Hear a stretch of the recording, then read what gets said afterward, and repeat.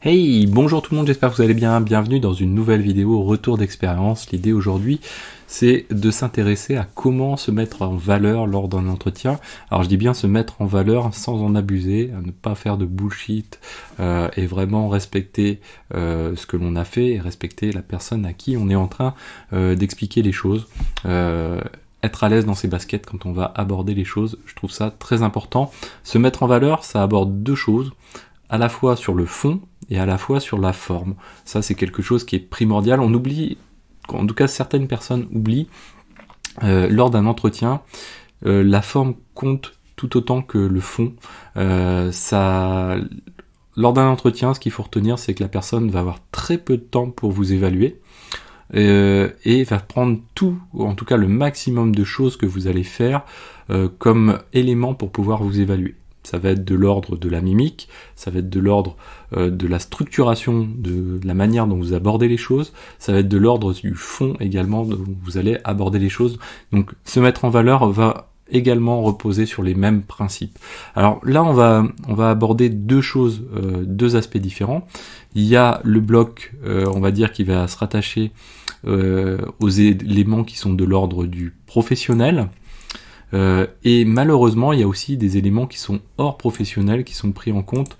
Alors je dis malheureusement, pourquoi? Parce que voilà, généralement, c'est que du coup, on attend quelque part que les gens, que les personnes finalement fassent leur veille un peu sur leur temps perso, etc., se maintiennent à jour sur leur temps perso, et c'est un petit peu, on va dire, en quelque sorte, ça contribue à des abus. Même là, le fait d'en parler, finalement, j'y contribue par ailleurs. Donc on a les aspects pro, on a l'aspect donc du coup hors sphère professionnelle, qu'on va dire, à côté. Hop là, voilà. Donc bien sûr, et alors en termes de comportement, toujours avoir une feuille, un stylo, avoir une approche structurée et montrer cette volonté de vouloir structurer les choses. Ça, c'est quelque chose qui est hyper important, je trouve. Alors si on démarre sur la sphère pro, première chose qui est importante, c'est, et c'est pour ça que c'est important de s'y préparer à l'avance, ce moment-là, il doit être concis et maîtrisé. Donc du coup, ça nécessite d'être structuré en même temps et de l'avoir préparé un petit peu à l'avance. Et ça, c'est quelque chose qui est très important, parce que si vous n'avez pas assez de temps pour aborder les choses, si ce n'est pas structuré, vous allez perdre les gens qui sont en face de vous, et éventuellement, ça va donner un signal qui va être plutôt négatif. Donc là, je dirais, première chose, ça va être montrer une certaine structuration, quoi. Montrer... ou être structuré. Voilà, ça c'est quelque chose qui est important. Je le mets de ce côté-là, c'est valable pour les deux aspects, à la fois pro et perso, c'est-à-dire savoir où on veut aller, par exemple dans la vie, etc. C'est quelque chose qui est important. Alors, faut pas raconter sa life, hein, bien sûr, mais montrer que voilà, vous êtes quelqu'un qui est un ingénieur, donc du coup vous êtes structuré, vous savez où vous voulez aller plusieurs coups à l'avance, etc. Ça c'est quelque chose qui me paraît important. Sur le fond, quelque chose qui est primordial, mais c'est les projets que vous avez réalisés. Donc ça, bien sûr, c'est évident de le dire. Ensuite, il y a surtout la manière dont vous allez les expliquer et la manière dont vous allez être à l'aise avec. Donc c'est quoi? C'est pourquoi, comment vous l'avez fait. Donc ça, c'est des éléments qui sont très importants. Donc bien être méthodique sur la manière dont vous allez expliquer les projets que vous avez réalisés et que vous avez réellement réalisés. Si vous avez contribué à ces projets-là, c'est-à-dire en mode équipe, bah, le mentionner, expliquer votre rôle au sein de l'équipe et comment vous avez pu fonctionner avec. Et le petit plus, je dirais, c'est d'être capable d'être autocritique. C'est-à-dire que vous allez faire un petit bilan, être capable de faire une sorte de petit bilan. Attention, il ne faut pas y passer des heures, mais c'est de dire à la personne, ben voilà, ça je l'ai fait, mais en fait, comme j'ai pas eu le temps imparti, ben, je l'ai pas sécurisé autant que je souhaitais sur tel aspect, et si j'avais eu plus de temps, je l'aurais fait comme ça. Ou après un retour d'expérience, finalement, ben, j'ai pu apprendre que ça, on pouvait l'améliorer encore, et j'aurais pu le faire comme ça, ou je l'ai amélioré par la suite de cette manière-là, etc. Ça, c'est quelque chose qui est vraiment apprécié et super intéressant à voir.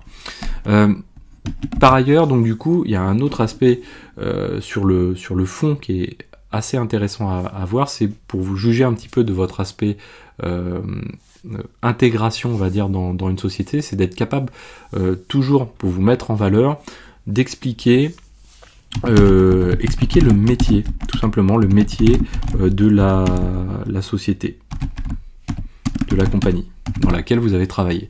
Ça paraît rien, mais c'est en quelques mots résumé, voilà, le métier et également les contraintes de cette société-là que ça apporte et le lien éventuellement que ça... les problématiques que ça peut apporter d'un point de vue ensuite pour vous, d'un point de vue professionnel par rapport à la sphère IT, etc. Donc c'est aussi derrière expliquer du coup les problématiques que ça soulève. Ça peut être des problématiques de charge, ça peut être des problématiques de disponibilité, de volumétrie de données, de requêtes, etc. Voilà, c'est des choses qui sont très importantes, de sécurité également. Voilà, c'est des choses qui sont très importantes. Il faut pas y passer des heures, hein. C'est pour ça qu'il faut bien se préparer à l'avance, hein. Tous ces éléments-là, si on les prend, on essaye de tous les traiter au même moment, on va passer des heures et ça va pas forcément être structuré. Donc bien se poser avant et poser les choses, je trouve que c'est très important. Également, ce qui est un autre aspect qui est important et qu'il faut surtout pas omettre parce qu'il est très très important, c'est est-ce que vous avez été une personne qui a eu la chance ou la possibilité en interne de faire des talks en interne, ou faire de la pédagogie en interne, faire éventuellement même des conférences à l'extérieur, etc. Ben, bien sûr, c'est encore mieux. Mais est-ce que vous avez fait du travail en équipe, en tout cas des choses qui ont pu faire progresser une équipe, etc. Ça, c'est quelque chose qui est aussi très important à mettre en valeur et à ne pas omettre. Voilà. Donc là, vous voyez, il y a à la fois du fond et de la forme. Donc quand vous allez présenter ça, il faut que ce soit structuré, c'est-à-dire vraiment ordonner les choses, savoir où vous voulez amener votre auditoire, en tout cas les personnes que vous avez en entretien en face de vous, sans pour autant y passer des heures, hein. C'est quelque chose où on doit pouvoir résumer à peu près les choses en une petite dizaine de minutes, ou peut-être un peu plus si on aborde les projets, mais en tout cas il faut réussir à être succinct et pouvoir naviguer facilement entre les éléments et pouvoir être synthétique quand c'est nécessaire. Donc montrer qu'on est structuré, mais aussi qu'on est synthétique. Là, on peut le mettre, hein, structuré et synthétique. Donc ça, c'est structuré et synthétique, c'est valable à la fois quand vous faites la restitution, hein, auprès de votre auditoire, mais également pour les choses que vous avez déjà réalisées. Voilà, c'est quelque chose qui est important. Si vous avez vous avez permis de structurer des choses, etc., il faut bien sûr le mettre en évidence. Ensuite, hors professionnel, il y a pas mal de choses à aborder. L'objectif quand on parle de choses hors professionnel, généralement, ça va être de montrer votre intérêt pour le sujet en question, ou encore mieux que l'intérêt, c'est de montrer une passion pour ça. Pourquoi ? Parce que tout simplement, bon, là, malheureusement, ou comme je le disais tout à l'heure, c'est que du coup, ça va montrer que vous allez... alors, bien sûr, vous allez être opiniâtre, vous allez être persévérant dans ce domaine-là, mais en plus, vous allez généralement y passer du temps par ailleurs, en dehors de vos heures de travail, même si c'est pas le but de l'opération, mais en tout cas, ça montre une certaine détermination et ça va bien sûr jouer en votre faveur. Alors, pour ça, bien sûr, il y a tout ce qui est, on va dire, tout ce qui va vous mettre en avant des projets personnels. Ça peut être des blogs, ça peut être des dépôts GitLab, GitHub, etc. Donc ça, c'est des choses qui vont jouer, qui peuvent jouer en votre faveur. Si vous avez ça à titre personnel, bien sûr que ça va jouer en votre faveur et ça va aider. À ça s'ajoute un autre élément, c'est tout élément, comme je vous disais, tout élément que vous apportez à votre auditoire, aux personnes qui vont vous poser des questions, va être un élément d'appréciation. Donc ça veut dire que sur ces éléments-là, y compris par exemple si vous avez un profil LinkedIn ou autre, il va y avoir un aspect entre guillemets apparence, en tout cas ce que vous allez laisser transparaître, ça va être les seuls éléments sur lesquels le public va pouvoir vous évaluer. Donc du coup, faites bien attention à ces éléments-là. Moi, je suis pas un champion du monde dans ce domaine-là. Bien sûr, je coche beaucoup de cases, c'est-à-dire que j'ai une chaîne YouTube, j'ai un blog, j'ai un GitLab, etc. Mais voilà, il y a des choses, faut bien structurer, en tout cas montrer que vous êtes organisé dans cette approche, montrer que vous êtes passionné également, mais voilà, faites-le bien, proprement, c'est quelque chose qui est assez important. L'autre élément qui est souvent d'ailleurs même une question spécifique, c'est votre veille. Donc ça, c'est un point extrêmement important.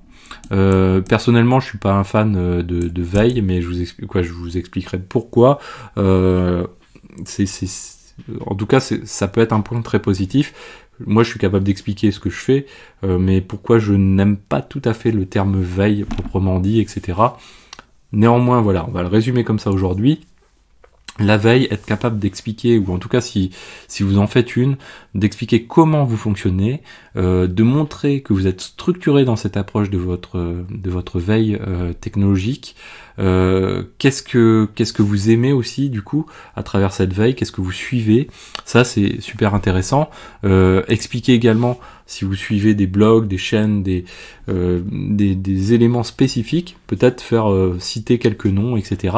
Par exemple, moi je sais que ce que j'aime bien sur cette partie-là d'entretien, c'est d'expliquer que j'aime beaucoup la société, les outils de la société HashiCorp. Après, la stratégie, on va dire, de dépendance que crée HashiCorp, c'est pas je le déplore, mais en tout cas, je sais que ça crée une forte dépendance.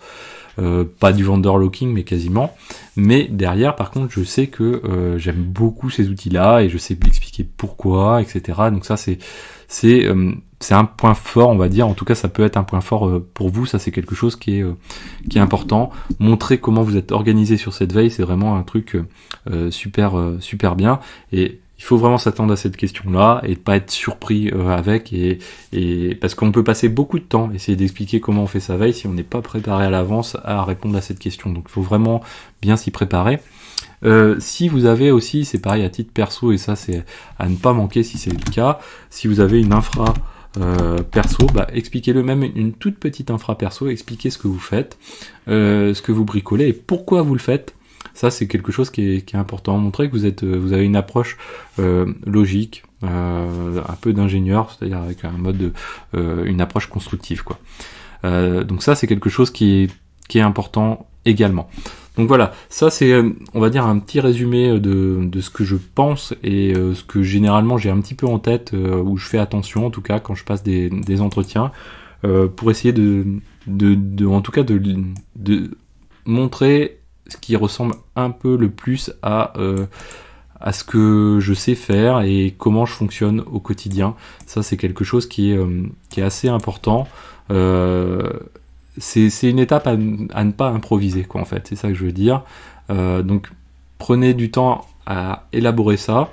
Et par ailleurs, ça peut vous permettre aussi de vous remettre en question sur certains aspects ou également de progresser sur certains aspects, en tout cas, pour tendre vers de meilleures choses, donner du sens quand vous faites certaines recherches, certaines veilles. Donc ça, je trouve ça très important. Voilà, donc j'espère que cette vidéo vous a plu. N'hésitez pas à vous abonner, à cliquer sur rejoindre. Et moi, je vous dis à très bientôt sur Xavki. Ciao!